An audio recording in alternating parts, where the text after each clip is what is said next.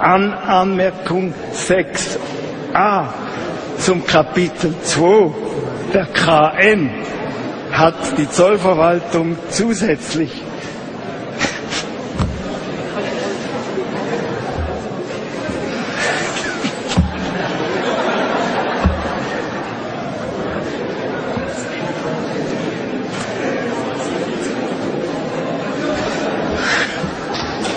sogenannte schweizerische Erläuterung.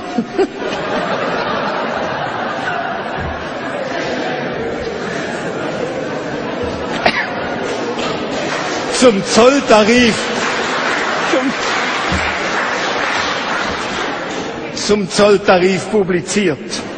Danach werden gewisse Erzeugnisse noch im Kapitel 2 eingereiht, denen bei der Herstellung Würzstoffe zugesetzt worden sind, sofern dadurch der Charakter einer Ware dieses Kapitels nicht verändert wird.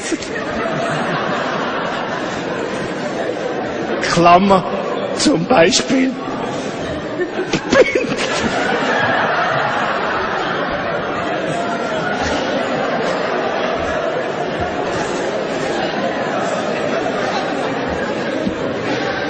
Beispiel Bündnerfleisch.